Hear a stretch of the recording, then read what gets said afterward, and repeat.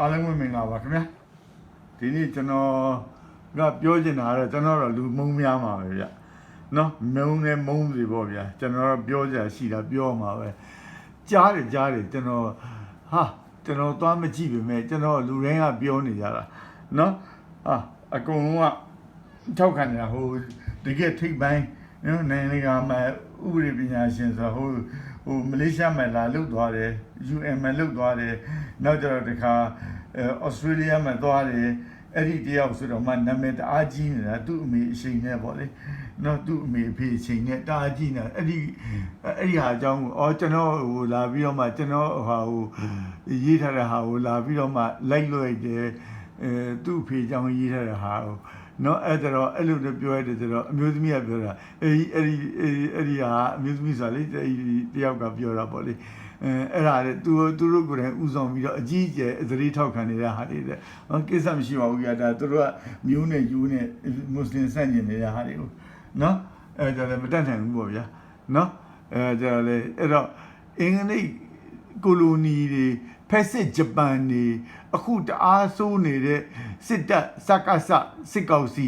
နော်စစ်ကောင်စီတို့မအားလာတို့တဲ့အစပေါင်းများစွာရက်ဆက်တဲ့အစရေးကိုတော်လှန်နေတဲ့ပါလက်စတိုင်းတွေကိုမထောက်ခံခြင်းနေပါမရှုံချပါနဲ့နော်အဲ့ဒီအင်္ဂလိပ်ကိုခဲတို့တော်လှန်ခဲ့တယ်ဗျာအဲ့ဂျပန်ကိုတော်လှန်ခဲ့တယ်ဗျာအခုစကစကိုတော်လှန်နေတယ်ဗျာအဲ့ဒီအဒီနဲ့ကိုရှင်လို့မရဘူးဗျာနော်ဟုတ်ပြီနော်ဘယ်လောက်စိုးတဲ့ကောင်တွေလဲဆိုတာအဲ့ဒါကိုနော်အဲ့တော့ဘယ်လောက်စိုးတဲ့ຢာတွေတိမ့်ထတာ90ကျော်ရှိနေပြီနော်အဲ့ဒါကြီးကိုနော်ခဲတို့အဲ့ဒါကိုနော်ဟုတ်ပြီနော်ဒါဆိုရင်ထားပါတော့စစ်ရာဇဝမှုလူမျိုးတုံးတပ်ဖြတ်မှုတွေကျူးလွန်နေတဲ့အစရေးကိုခဲတို့ဗျာလူသိရှင်သားကြီးထောက်ခံတယ်မရှက်ဘူးလားဗျာနော် ICC မှာပူရွက်အတင်မခံရရင်တောင်မှခံရတို့တွေအဆက်တော့ရမှာဗျာတစ်ချိန်ကြရင်တော့နော်အခုဒေါ်စု Western with ဒေါ်စုလို့ပေါ့ဗျာနော်ခံရတို့ဗျာဒါတွေဟုတ်ပြီနော်ဟုတ်ပြီနော်အဲ့တော့ဒါတွေကကျွန်တော်လည်းပြင်ဆင်ထားပါတယ်တခြားနေရာတွေမရှိရနဲ့နော်ကျွန်တော်ဒီပေါ်မှာ Facebook ပေါ်မှာကျွန်တော်လုပ်ထားတဲ့ဟာလေးနဲ့နော်အဲ့တော့နော်အဲ့တော့ခင်ဗျာဂျိုဘိုင်ဒန်ဒါတော့သိပါတယ်ဗျာဟိုပြည်ပြေးတွေပေါ့လေပြည်ပြေးတွေတို့အမေရိကန်မှာနိုင်ငံရေးခုလုံးမရတဲ့လူတွေကတော့ထားပါတော့ဗျာအထင်ကြီးနေမှာပေါ့နော်နောက်ကျတော့စန့်ကျင်လို့လည်းမရဘူးပေါ့ဗျာနော်ဂျိုဘိုင်ဒန်အမေရိကန်သမ္မတနဲ့အမေရိကန်နိုင်ငံကြီးတွေကတော့နော်အဲ့ဒါတော့သူတို့တွေကဒီနာတာညာဟုတို့ဒီဂျူးနိုင်ငံတို့ရဲ့အစ္စရေးနိုင်ငံတို့နဲ့ပေါ့လေသူတို့က they will stand ဟိုခဲရီလုခဲ့လို့ပေါ့ဗျာရိုဟင်ဂျာတွေကိုလုခဲ့လို့ပေါ့ we stand with ဒေါ်စုဆိုတာမျိုးပေါ့ဗျာအမေစုပေါ့we stand with အဖေဟုပေါ့နာတာညာဟုဆိုတော့အဖေဟုပေါ့ဟိုကအမေစုဆိုတော့ဒီကအဖေနာတာညာဟုပေါ့ဗျာဘိုင်ဒန်နဲ့ USA ကြီးကသူတို့အဖေဟုသူတို့အဖေသူတို့ပထွေးကြီးကိုနော်အဲ့တော့ဒါပေမဲ့ဝါတော့ICC ထိအောင်လိုက်ပါပဲ ICC ကိုတော့အမေရိကန်ရဲ့အင်အားနဲ့ဘာနဲ့မရောက်နိုင်ဘူးဆိုအခုမရောက်နိုင်သေးလို့တစ်ချိန်ကျရင်တော့ယာစွင်မှာစာတင်သွားမှာပဲဗျာတစ်ချိန်ကျရင်တော့ဖြစ်သွားမှာပဲတရုတ်ပြည်တက်လာတယ်ရုရှားတက်လာတယ်ဆိုလိုက်ရင်အမေရိကန်တက်တဲ့လောက်ဖြစ်သွားပြီဆိုလိုက်ရင်အဲ့ဒီချိန်ကျရင်နော်အဲ့ဒီချိန်ဖြစ်ချင်လဲဖြစ်လာမယ်ဗျာနော်အဲ့ဒီမှာတော့မှပြောင်းသွားရင်နော် ICC အတင်ခံရင်ခံရမယ်ဒါမှမဟုတ်တော့ယာဝေးပေါ့ယာဝေးလာရေဝေးရောက်လာတော့မသိဘူးဗျာသူတို့ပေးထားတဲ့ဘုရားနာမည်ပေါ့ဗျာယာဝေးပေါ့ယာဝေးဖြစ်သူတို့ပြောတဲ့ God ပဲဖြစ် Jesus ပဲဖြစ်ရဲ့နော် Judgment Day ပေါ့တရားစီရင်တဲ့နေ့မှာဆိုရင်တော့ခင်ဗျားတို့လိုက်ဦးမှာလားသူတို့နောက်ကနေပြီးတော့မှနော်သူတို့နောက်ကလိုက်ဦးမှာလားဟုတ်လားနော်အခုစေးရုံကိုဘုံကျဲတော့ဗျာလုတ်တဲ့လူတွေဒါကျွန်တော်ရှာယူရမှာမဟုတ်ဘူးဒါကျွန်တော်ဘယ်လိုရှာယူရလဲဆိုတယောက်ရှာယူရပါနော်အဲ့ဒီဟာတယောက်ပြီးတော့ပေါ်လာရင်ကျွန်တော်ပြောရမယ်နာမည်ရမှတ်မိတော့ဘူးဗျာစေးရုံကိုဘုံကျဲတော့လုတ်တဲ့လူတွေ ခိုင်းတဲ့လူတွေသဘောကျထောက်ခံအားပေးနေသူအားလုံးကကောင်းကင်တရားရုံးရဲ့အဆုံးဖြတ်ကိုစောင့်နေပြီတော့တဲ့ဟုတ်တယ်နော်ကျွန်တော်တကယ်ကြီးတယောက်ပြောတော့ကျွန်တော်တိဖြတ်ပြီးတော့အကြီးဖြောင်ထည့်တာပါနော် Biden နဲ့ USA ကနော် American သမ္မတနဲ့ USA နဲ့USA နိုင်ငံကြီးတစ်ခုလုံးကတော့ Netanyahu နဲ့အစ္စရေး ICC မှာ judgment တွေရေဝေးတယ်တော့ဘာတွေကနေအဲ့နောက်ကိုလိုက်ချင်တာလားနော်Not member who oppose Palestine struggle for freedom should look at revolution against British, Japan, and now against Mala. Hope you know, Bamari, not Palestine, Turn and Lula Yi, Lula Yi, the Chuzan Luri, Erau, Caru Shosha Jene Luria, no Caru English Ubelu Dolangele, Japan Ubelu Dolangele, not Mala Ubelu Dolanile, Piansena Jibia, no Matiara, Tiara Jinimla, through Lower Mave. No, any colonial master, British, Japan, Pacific Japan,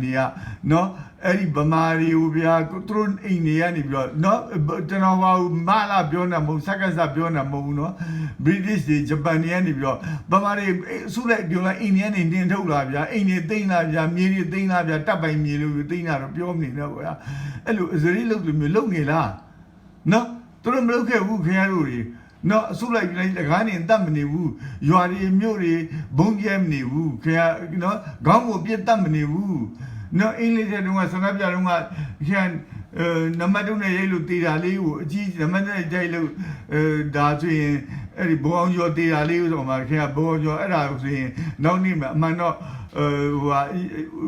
going, doing my. Capiroma, no, do you, Matia Lubovia, Dane, no Matia Lutira, the other thing mobile, no, Sing Bilu Lamiaba, do John, through Pana, through Gubi, Lawishida,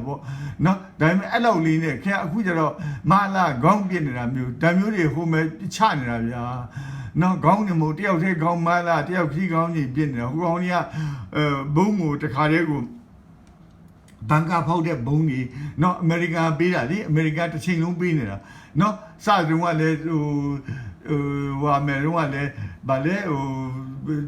Suez to one Piantino, Bueno, no anyone let Dan shit town to carry Chachin boat later, not America, a cool let Dashia go Bura, no. Era the Pioba, the Mania the Piobi, but some pay where they are no Malaysia, who have you to Channing and Illusion, they met them as a true sequence on it. Now there are petty and put at the Pobi Nagala, no Austin Shwedagon, but Austin Kazuk, the Maybe, Austin Shwedagon, no, when we are pure like the Benavi, Tony and Toma, no, not that Kiajiba, English, no, Japania. Caro, Shwedagon Piabo Denira, beat that labia, Kiro Piabo Denira, Yay Labia, Goni Yak Labia, will be Pan Labia, don't shell Labia, Piabo Matea Ulu Da Labia. No, the English Panaturo, the Jemuna, Duro Matilobia, Panasita Jara, I don't want to him say that Pama Warrior, and a GJ, a GJ look beyond Caro the Janet Shinjinamavia, who are there, no, Al-Aqsa Mosque, General Badaye, Tatia Mioha, not Biova, the Lumia Badaye Mobu, Nanga, Mobulu, go to Willa Biova, the Tigong, Biora, da Badaye Luna, Yaria, you think Hama, Zerian, the thing, anything, and Miri thing as with Bahama, Biovin and Biobin, Muslim Yamlu Lugava, Muslim Yamlu Montudava, as it is with Sarabia, Gongong Matabaua, no. A Columbia Metaba, Goluyan Metabauya, the Ray Sanabiana, the Ru, the Gon you, Ujibu Sanabiana, no Sakasado, the Rina, no, Biri, anything, you are in Bonjere, Muri, Bonjere, no, Mala, Caro Tokanela, no, Israel Tokamala, no, hope you know, Dime. Quimada by Jin, no, Toabio the Careo, Twibi, Pet like that, do your part with a journey, do the med with a journey, I met the carre, no, whom a pet, you a pen, a good man as you be on a linear house, as they are Bonjebi drama, holding to do anyway, lonely, then not even blog my good hour area, or any, the Anibio, no. ICC chief ကနေပြီးတော့မှလာဝန်နီလုပ်ပြီး chief prosecutor ဒါပြောချင်းပြောပေါ့ဗျာကာရင်ခန်နော်ကာရင်ခန်ကပြောပြီး writer မှာပြောပြီးနော် interview မှာ ICC ကဒီပေါ်မှာ Palestine နေရာနဲ့ Israel တွေရဲ့ Palestine နဲ့ Israel နေရာမှာပေါ့ Palestine သိမ်းထားနေရာဒီနေရာတွေမှာ war crime တွေကိုသူတို့စစ်ဆေးပိုင်ခွင့်ရှိတယ်ဒါတော့ तू ကတော့မယုံမလို့ပြောတော့ဗျာနှစ်ဖက်ဆုံးပေါ့ဗျာနှစ်ဖက်ဆုံးဆက်ပါပဲလှုပ်လေသူတို့လှုပ်လေသူတို့ခံပေါ့ဗျာအကြောင်းပြပေါ့ဗျာဒါငါတို့တင်ထားလို့ငါတို့လှုပ်ရတာဆိုနော်အစလေးကိုဘာလို့ထောက်ခံနေတာလဲဆိုနော်အမေရိကန်သမ္မတကတယ်လီဗီကိုသွားတယ်အစလေးကိုအားလုံးထောက်ခံဖို့သွားတာနော်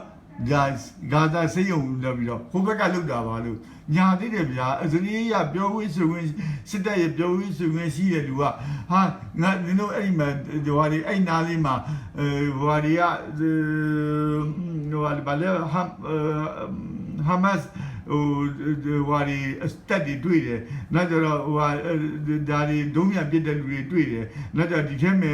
အဲ့ဒါတွေငါတို့ဖြစ်မှာပဲကွာဆိုပြောပြီးအရင်ကလည်းပြစ်ဖူးပါတယ်တခြားစေုံတစ်ခုကိုနော်အရင်တော့လည်းပြစ်တာပဲစေုံတွေပြစ်တယ်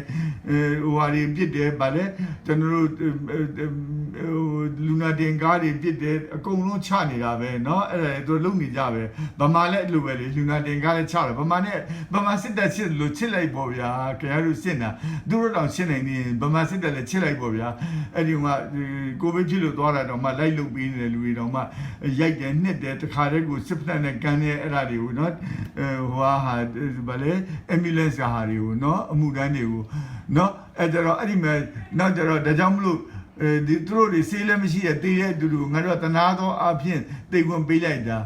University ကပေါ့ဗျာနော်အဲ့ဒါတေခွင့်ပေးလိုက်တာပါဆိုပြောပြီးတော့မှပြန်ဖြတ်ပြတယ်နော်အဲ့ဒါကြီးကတက်တည်ရှိနေပြီသားနော် Twitter ပေါ် X မှာရှိပြီးသားအဲ့ဒါကြီးကို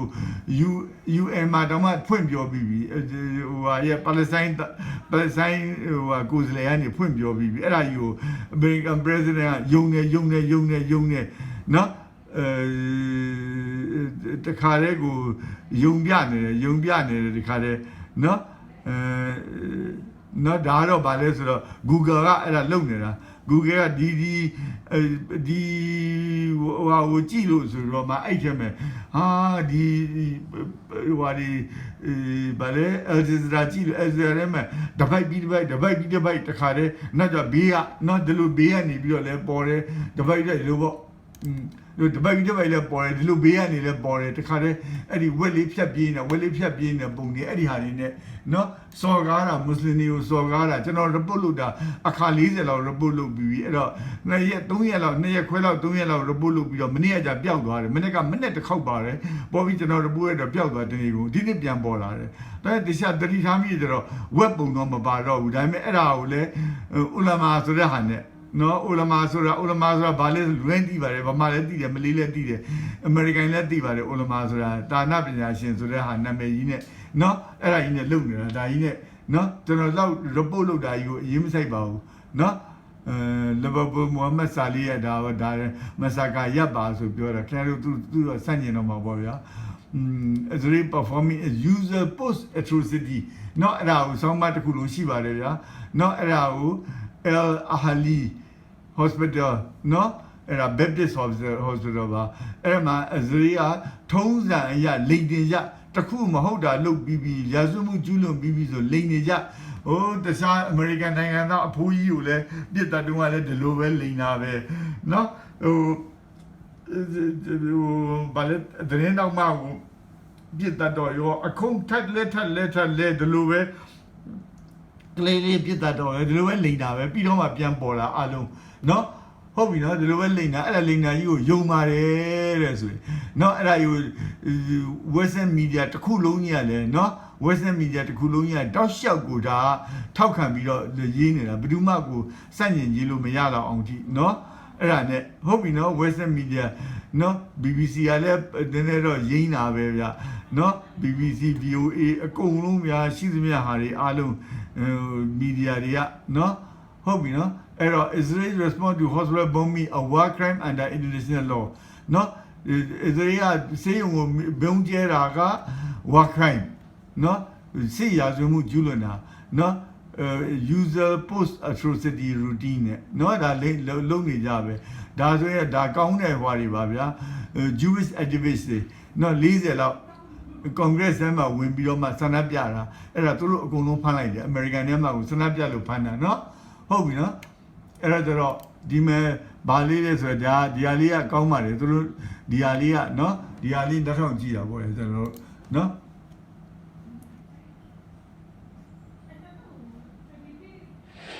I have the right to boycott anyone I want to, and the state has no business getting involved in that. God's chosen to bless us because we protect Israel. I'm going to continue to do it at a state level. ဒါကြီးကိုချိန်ထားပါတယ်ချိန်ကပြန်ပြောက်သွား A new three-part series explores the implications of U.S. anti-boycott laws for freedom of speech and First Amendment rights. I regret not knowing more about the issue when I voted. ဟုတ်ပြီနော်အဲ့ဒါဒီစားဒါလေးက Part 2. ဒီအမျိုးသမီးနဲ့ဒီကပြောတာကောင်းလို့ပါကျွန်တော်ကြော်လိုက်ပါဟုတ်ပြီဒါကြော်ညာတော့အဂျစ်လာကြော်ညာဆိုတော့ဘာမှပြောမရ President Joe Biden How? reaffirmed Washington's support for Israel a day after hundreds of Palestinians were killed. နော်အဒီပဲရှိပါပြီဒါကြီးတန်စကာနောက်ကမီးလောင်နေတာ What's နော် behind steadfast နော် U.S. ဟုတ်ပြီနော် military အစကျွန်တော်လည်းသဘောပေါက်ဘာလို့ဒါလေးထက်လဲပြနေတာဆိုတန်ကွန်ချာကြီးနောက်မှာဘဒူတွေဆွေးနွေးမယ်ဆိုတော့3အောင်ဆုံးတော့ကောင်းပါတယ်ဒါပေမဲ့အဲ့3အောင်ဆုံးတွေကကျွန်တော်ရွေးပြီးတော့အဲ့မျိုးပြီးကြောက်တဲ့ပြောတာကိုကျွန်တော်ရွေးပြလိုက်ပါမယ်အကုန်လုံးပြနေလည်းမဟုတ် Hello and welcome to the program. I'm Felipe Batibo. The U.S. has firmly backed Israel during the war it's launched against Gaza, despite an intensifying humanitarian crisis for the 2.3 million ဟုတ်ပြီ Palestinians နော် trapped in the အမေရိကန်ကတော့ဒါထောက်ခံနေတယ်ဆိုတော့ဒါထပ်ပြီးထပ်လောင်းပြီးထပ်လဲထောက်ခံနေတယ်နော် It's provided funding and arms in conflicts that have killed thousands of Palestinians, and a day after the worst single attack. They're fully behind Israel. Certainly, it was Israel's intention after what happened at the hospital in Gaza to convince the Americans that they were not responsible. From Joe Biden's comments, it appears that wasn't much of a heavy lift, that he'd already decided from what he was gathering, and certainly he has said that the information ဟုတ်ပြီနော်ဂျိုဘိုင်ဒန်က would suggest that နော်တခါတည်းသူ့ဟာသူဆိုတာနော်ဒါဝေဖန်တဲ့လူကပြောနေတာနော်ဒါကြည့်ရ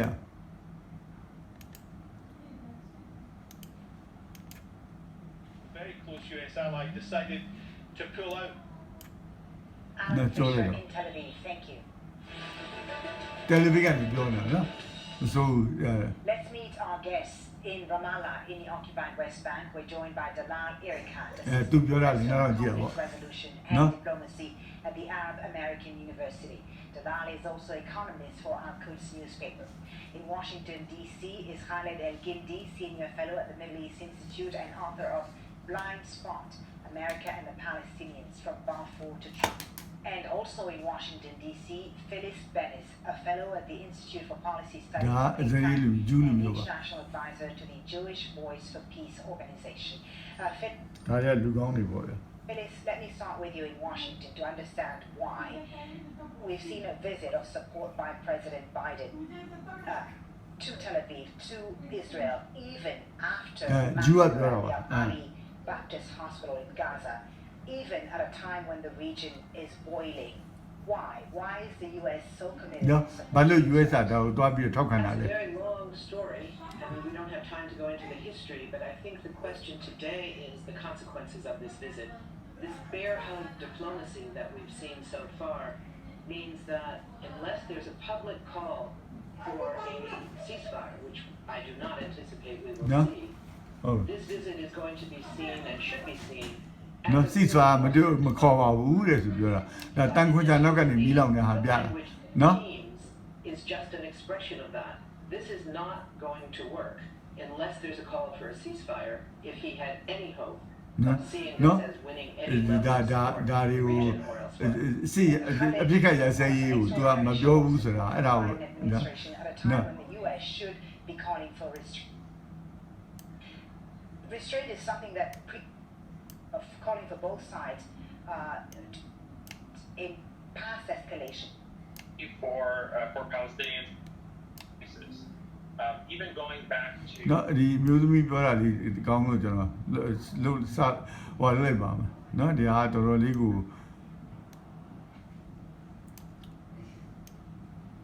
နော်လူနာလဲလာနေပြီကျွန်တော်လည်းအများကြီးပြောနေအောင်နော် We heard Biden say in Tel Aviv that he would continue to work with partners across the region. But do they want to work with it? Does Biden's embrace of Israel? အများနဲ့ပေါင်းပြီးတော့လုပ်မယ်လို့ပြောတာတကယ်လုပ်ချင်လို့လားဘာလားဆိုမေးတာနော် Well, I think what we have just seen is another example of the U.S. shielding Israeli war crimes. နော် US ကနေပြီးတော့မှ Israel ရဲ့စစ်ရာဇဝတ်မှုတွေကိုကာကွယ်ပေးနေတာဆိုမှပြောလိုက်တာ civilians, mostly children and women. The least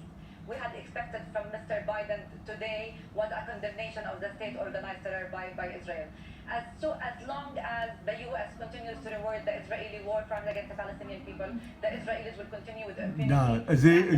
US ကနေပြီးတော့ကာကွယ်ပေးနေရင် Israel ဆက်လုပ်မှာပဲဆိုမှ Biden had tried to mislead the audiences in supporting the Israeli narrative by saying that this is friendly Palestinian fire. I want to remind you of Shireen Abu Akleh's murder when they massacred Shireen Abu Akleh. ဒီသတင်းတော့ကိုတတ်တော့ဒီလိုပဲကျင်ကြတာဒါသူပြောတာ Didn't see any evidence. When they labeled six သူတငယ်ချင်းနဲ့တူပါရဲ့အဲ့ဒါနဲ့ human rights နော် organizations as terrorists, they said we have evidence. The Israelis always try to spin the realities. ဟုတ်ပြီနော်အများတန်းမဟုတ်တို့လုပ်ပြီးရင်သူကလိန်နေဒါဟမတ်စ်တတ်တာ terrorist အချင်းချင်းတတ်တာအချင်းချင်းမှားတတ်တာဆိုအဲ့လိုမျိုးတွေလိန်ပြီးပြောနေတာဒါကိုပြောပြနေတာ Diplomacy had failed the Palestinian civilians in Gaza. 2.2 million Palestinians, 50% are children. 1 million children are deprived from water. နှစ်တပတ်နှစ်ရာတန်းကိုနော်တဝက်ကကလေးတွေအဲ့ဒါတွေကရေမရအစားအစာမရှိမိဖြတ်ရေဖြတ်ဟုတ်လားနော် Search for the criminals and hold them accountable in their ပြ crimes. စ်ဖြတ် The Palestinian civilians are entitled to protection under Article 49 of the Geneva Convention. The UN had an obligation to enforce humanitarian aid to the Palestinians besides ceasefire and the protection of the civilians. Let me come back to my question.